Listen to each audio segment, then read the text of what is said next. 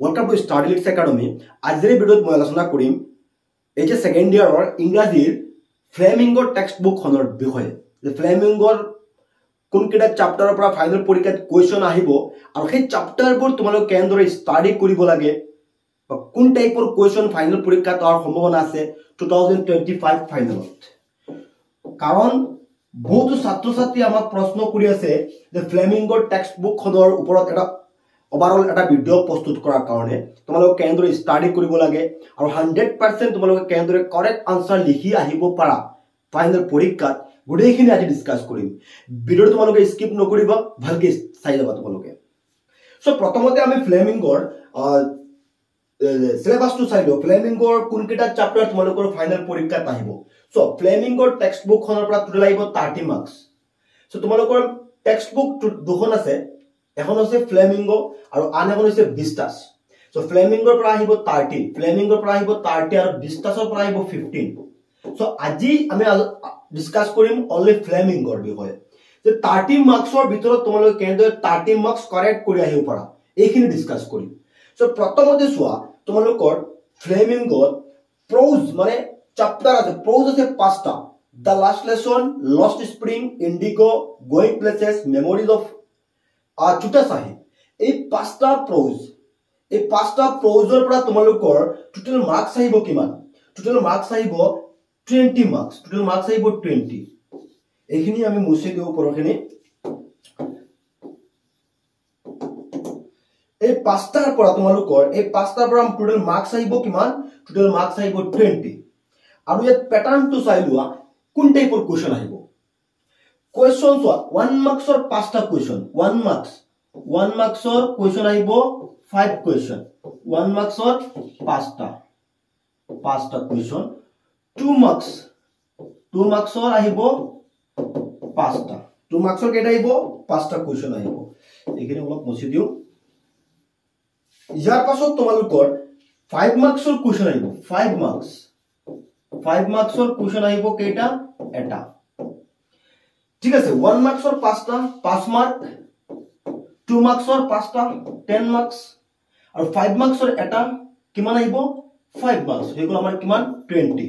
এই প্যাটাৰ্নৰ কোৱেশ্চন আহিব, এই টাইপৰ কোৱেশ্চন আহিব। মানে 1 মাৰ্কসৰ 5টা কোৱেশ্চন, 2 মাৰ্কসৰ 5টা কোৱেশ্চন, 5 মাৰ্কসৰ এটা কোৱেশ্চন। মানে ইয়াত অৰ থাকিব। তুমি লিখিব লাগে কেইটা? 5টা। 1 মাৰ্কসৰ 5টা তোমাক লিখিবলৈ কোৱা হ'ব, কিন্তু কোৱেশ্চনত থাকিব 7টা বা 8টা কোৱেশ্চন থাকিব। ঠিক তেনেদৰে 2 মাৰ্কসৰ কোৱেশ্চন তোমাক লিখিবলৈ কোৱা হ'ব 5টা, কিন্তু কোৱেশ্চন থাকিব 7টা বা 8টা 2 মাৰ্কসৰ কোৱেশ্চন থাকিব। নেক্সট 5 মাৰ্কসৰ কোৱেশ্চন তোমাক লিখিবলৈ কোৱা হ'ব এটা, কিন্তু প্ৰশ্ন কাকতত প্ৰশ্ন থাকিব এনেকৈ 2টা বা 3টা থাকিব লং কোৱেশ্চন। সো এইখিনি কোন চাপ্টাৰৰ পৰা অহাৰ সম্ভাৱনা আছে আজি আমি ডিসকাস কৰিম। সো ফ্লেমিঙ্গৰ টোটাল আহিব 30 মাৰ্কস। এই 5টা চাপ্টাৰৰ পৰা আহিব 20। নেক্সট আৰু এটা স্লাইড চাই লোৱা। এই পোয়েট্ৰি আছে, মানে কবিতা আছে, পোয়েট্ৰি সেকশন। এই my mother at 66, a thing of beauty, keeping quiet আৰু আউটসাইড ষ্টেট। এই 4টা কবিতাৰ পৰা আহিব তোমালোকৰ টোটাল 10 মাৰ্কস। কিমান মাৰ্কস? Total 10 marks. আৰু কোৱেশ্চন প্যাটাৰ্নটো চাই লোৱা। 2 মাৰ্কসৰ কোৱেশ্চন আহিব 3টা। 2 মাৰ্কসৰ 3টা কোৱেশ্চন আৰু এটা প্যাসেজ আহিব, 1 প্যাসেজ। প্যাসেজত আহিব 4 মাৰ্কস। সো 2 মাৰ্কসৰ 3টা কোৱেশ্চন থাকিব 6 মাৰ্ক, প্যাসেজত আহিব 4 হৈ গল কিমান? 10। আকৌ মই কৈ আছো 2 মাৰ্কসৰ কোৱেশ্চন লিখিব লাগিব 3টা। মাৰ্কস থাকিব টোটাল 6 মাৰ্ক আৰু এটা প্যাসেজ থাকিব, প্যাসেজত মাৰ্ক থাকিব 4। মানে পৰীক্ষাত দুটা প্যাসেজ আহিব, তোমালোকে এটা লিখিব লাগে। 2 মাৰ্কসৰ কোৱেশ্চন তোমালোকৰ 5টা বা 6টা থাকিব, তোমালোকে লিখিব লাগে 3টা, হৈ গল 6 মাৰ্ক।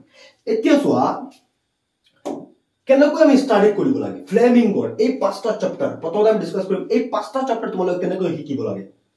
সো প্ৰথমতে মই তোমালোকক এটা কথা কওঁ, যিসকল ছাত্ৰ ছাত্ৰীয়ে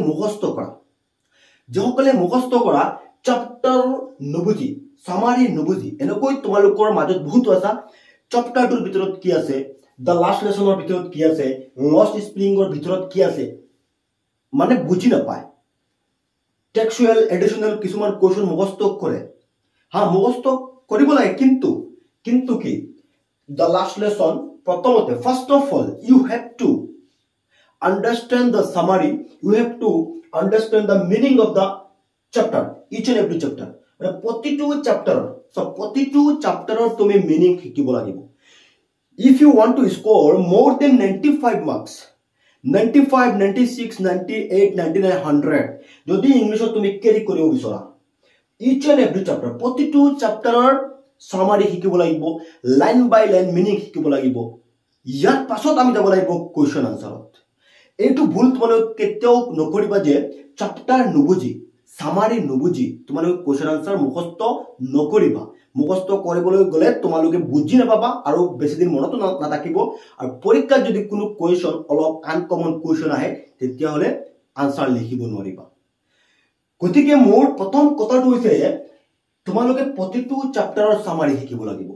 ইয়াৰ চোৱা ইমান কষ্ট নহয়। দ্য লাষ্ট লেসন একেবাৰে ইজি চেপ্টাৰ। একজন ষ্টুডেন্ট আছে, এজন টিচাৰ আছে, ষ্টুডেন্টৰ নাম হৈছে ফ্ৰেন্স, টিচাৰজনৰ নাম হৈছে এম হেমেল।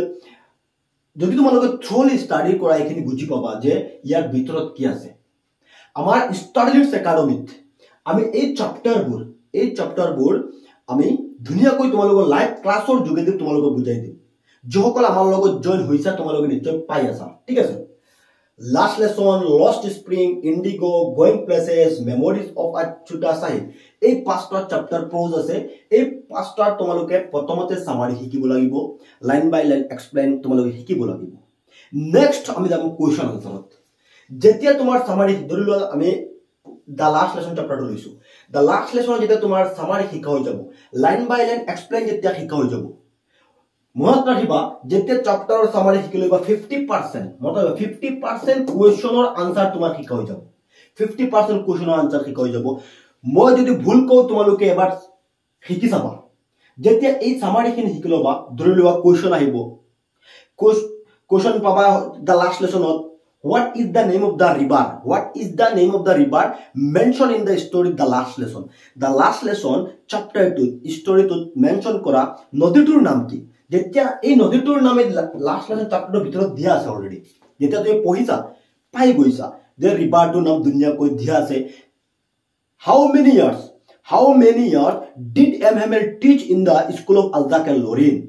আলজাক আৰু লৰেনৰ স্কুলত এম হেমেলে কিমান বছৰ শিক্ষকতা কৰিছিল, কিমান বছৰ পাঠদান কৰিছিল। যেতিয়া আমি চেপ্টাৰটো পঢ়ি যাম এইখিনি পাই যাম। কিমান বছৰ? 40 years. এম হেমেল taught 40 years in the school of Alzac and Lorraine. মানে এইবোৰ গোটেইখিনি আমাৰ চেপ্টাৰবোৰৰ ভিতৰত আছে, ঠিক আছে।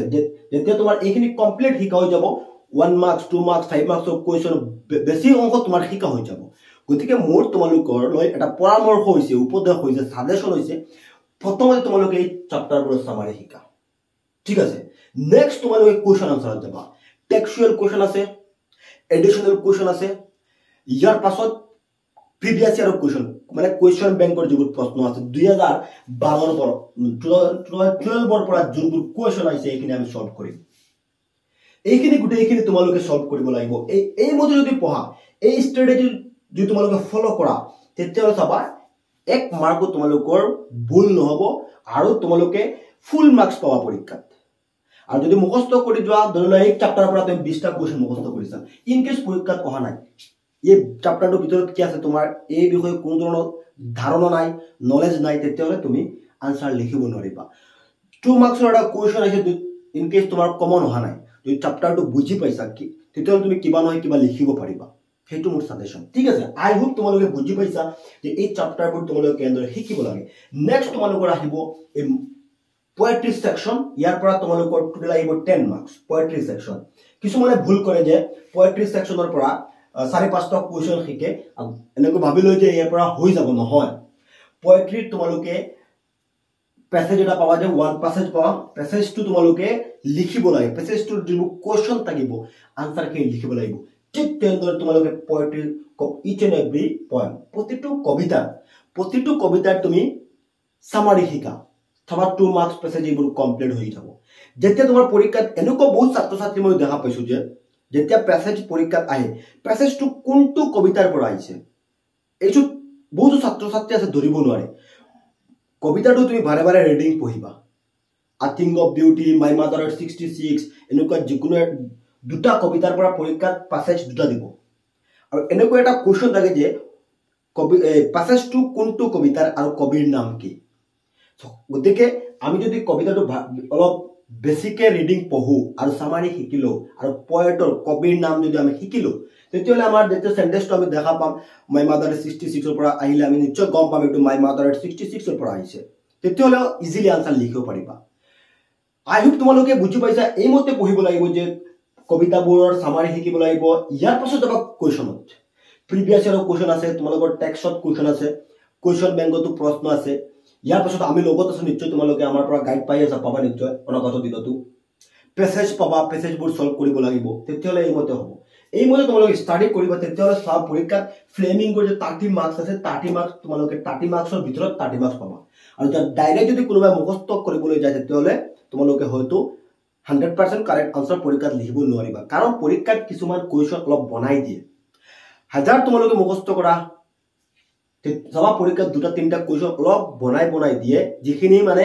তোমালোকে যদি বুজি পোৱা চ্যাপ্টাৰ বুজি পোৱা কবিতা বুজি পোৱা তেতিয়াহলে তাৰ পৰা লিখিব পাৰিবা আই হোপ তোমালোকে এই মতে ষ্টাডি কৰিবা আৰু কিবা যদি তোমালোকৰ প্ৰবলেম হয় নিশ্চয় আমি আছো তোমালোকক বুজাই দিয়াৰ চেষ্টা কৰিম আৰু যিসকল ছাত্ৰ ছাত্ৰী এই চ্যাপ্টাৰবোৰৰ সামাৰি এই চ্যাপ্টাৰবোৰৰ explanation question answer live classes পাও বিচৰা আমাৰ লগত তোমালোকে যোগদান কৰা এইটো ভিডিও ডেসক্ৰিপচনত আমাৰ ষ্টাডিলিটস একাডেমি লিংক দিয়া আছে বহুতো ছাত্ৰ ছাত্ৰী আমাৰ লগত শিকি আছে তোমালোকে আমাৰ লগত জয়েন হৈ যোৱা তোমালোকে লাইভ ক্লাसेस পাবা এইবোৰৰ সামাৰি পাবা আমাৰ এপৰ ভিতৰত আৰু আমাৰ এইটো ডেসক্ৰিপচন আমাৰ WhatsApp গ্ৰুপৰ লিংক দিয়া আছে তোমালোকে আমাৰ WhatsApp গ্ৰুপত জয়েন হৈ যোৱা আমাৰ ইনফৰমেশন নোটিস গুটেইখিনি আমাৰ WhatsApp গ্ৰুপত দিয়া হয় আৰু এপ ডাউনলোড কৰি লোৱা এপত তোমালোকে লাইভ ক্লাसेस পাবা প্ৰিভিয়াস ইয়াৰ কোৱেশ্যন সলভ পাবা প্ৰেক্টিস পেপাৰ পাবা গুটেইখিনি আমাৰ এপৰ ভিতৰত আছে যদি আমাৰ ফুল কোৰ্সটো তোমালোকে ইংলিশৰ ফুল কোৰ্সটো জয়েন হৈ ষ্টাডি কৰা আই হোপ তোমালোকে বেলেগ কোন ধৰণৰ গাইড ফলো কৰিব নালাগে জাস্ট আমাক ফলো কৰি যদি যোৱা তোমালোকে